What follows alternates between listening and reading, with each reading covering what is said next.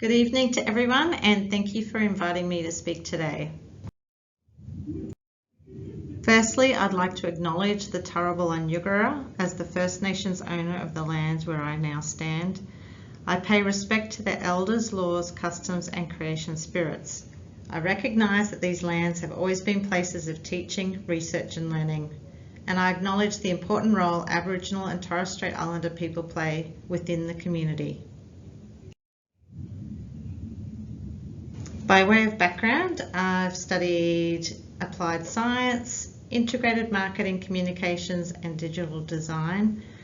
I've worked in university environment for about 15 years in roles in research, science communication, digital media marketing, schools engagement programs, and I'm currently working as Outreach and Engagement Coordinator for the ARC Centre of Excellence for Automated Decision Making and Society, also known as the ADM+S. The Centre has been funded by the Australian Government's Australian Research Council from 2020 to 2027. The Centre received this funding as its research is recognised as national priority. The aim of the research at the Centre is to reduce potential social and economic risks of automated decision-making systems, automation and AI. The Centre brings together more than 240 Centre members. These are researchers in the humanities, social and technological sciences.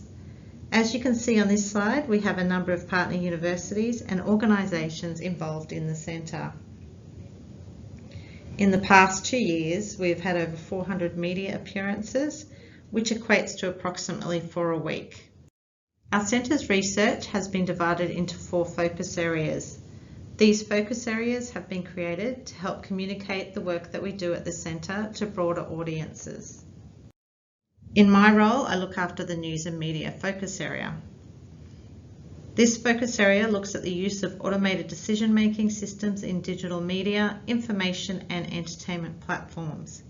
Some examples include use of algorithms, content moderation systems, recommender systems such as Netflix and Spotify, online advertising, platform governance, news distribution, and more recently, ChatGPT.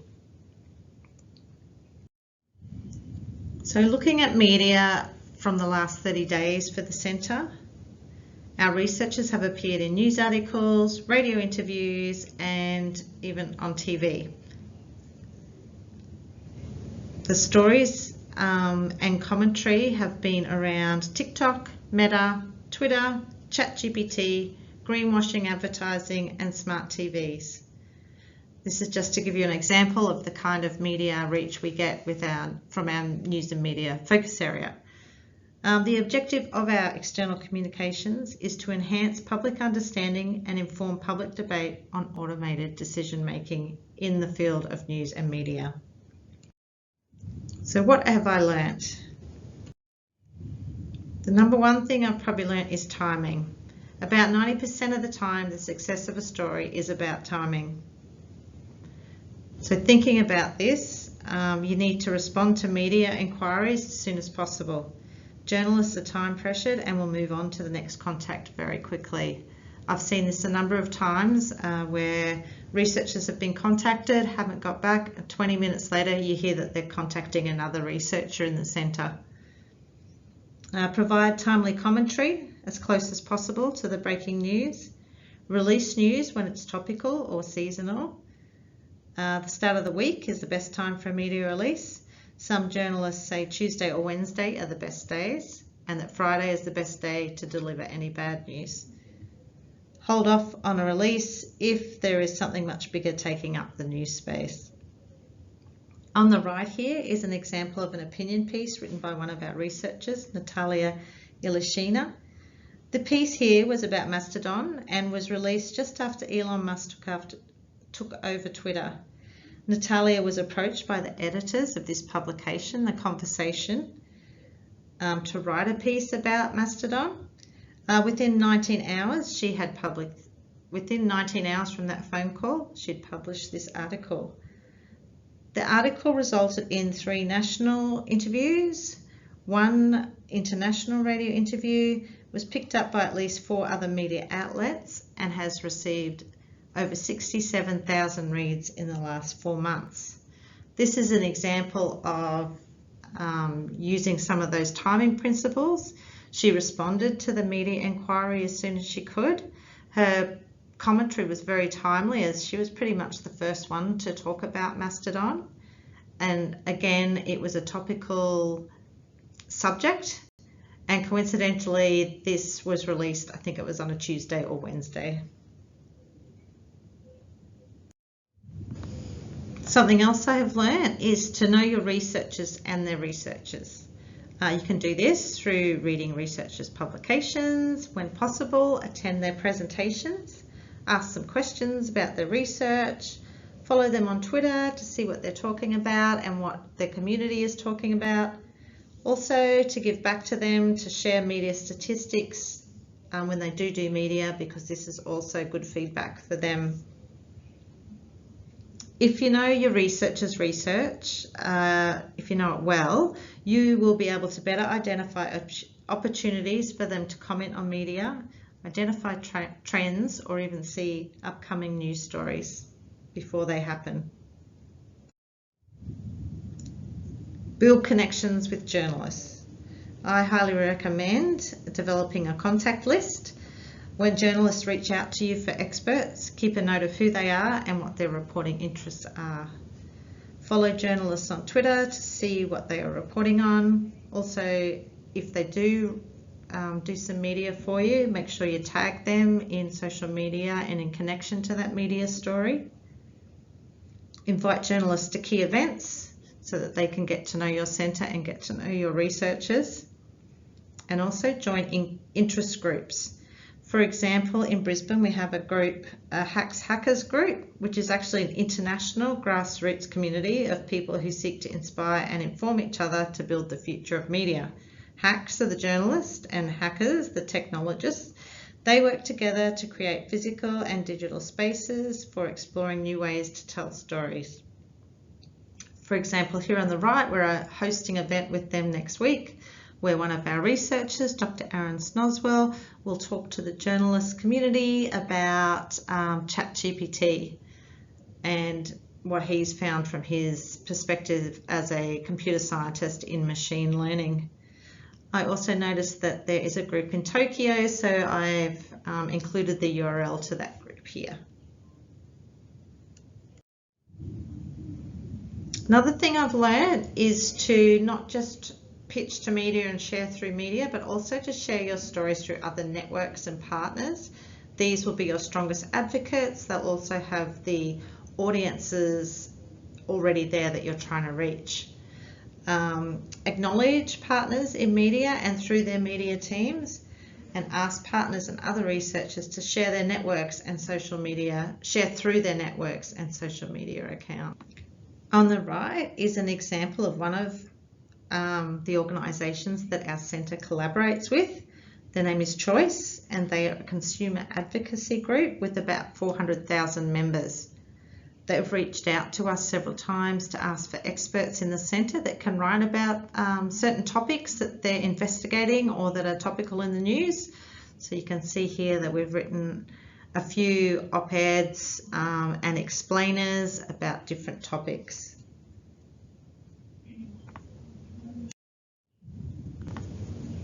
This is a recent story we did on greenwashing advertising on social media. So we reached out to our collaborating partner CPRC and to other researchers in the centre to share the story online. Through these networks, within a couple of days, the story reached more than 12,500 views on Twitter. Christine Parker pictured here, Professor Christine Parker pictured here, sorry. Also did a interview on ABC Radio National. That's our national broadcasting station. Another big thing I have learned is to create assets and to create them before media releases, so you can never be too prepared. Creating videos is a great way to learn more about what your researchers are doing, provides them with experience talking to camera and being interviewed. You can then post these on social media. Video is actually still considered the #1 medium for engaging with audiences, so don't underestimate the power of video. Imagery, develop a library of quality photos of your researchers and their work. When pitching a media story, it's often quite valuable if you can attach a good quality image with that as well, as that will save the journalists having to find their own images. And they do appreciate the more work that you can do with them, or the more information you can provide, the better. Podcasts, we've found that recording podcasts with researchers is also very useful. And so if a media release comes out, we can also share that podcast at the same time, which helps people better understand the information that we're trying to share. We like to provide media training for our early career researchers. This gives them the confidence and the skills to talk to camera, to do different interviews. So we find this a really valuable asset, training the researchers in this way.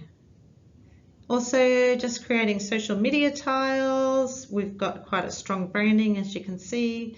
So we like to have the media tiles ready to go so that we can share those with the media release as well.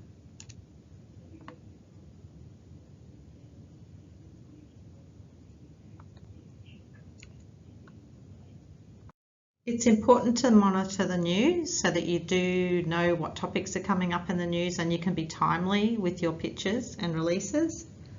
We have access to a news monitoring platform, but Google Alerts is also just as good. You can use Twitter to look at trending topics. Often Twitter will start having those topics come up before they come up into the main news. So by doing this, I recommend that you seek themes that relate to the work of your researchers to align with the media releases, and set up media alerts on Google related to the research area. Another thing to consider is going beyond media releases and explore other avenues to share your news. For instance, alternative platforms, social media, podcasts, your website, and electronic newsletters. Some examples on the right from our centre is the ADM+S podcast series that we do. We've got 58 episodes with over 3,000 listens. The Conversation, as I mentioned earlier, is the world's leading publisher of research-based news and analysis. It operates in Australia, New Zealand, Indonesia, Spain, UK, US, France, Africa, and Canada. The earlier example of Natalia's article with a reach of 67,000 was published through this platform. You can actually go to the website here and pitch your article. They have tips on how to pitch for them as well on that website. We also have the Australian Science Media Centre. This centre shares media releases for journalist uptake. At the moment, they have over 1,800 journalists on this platform.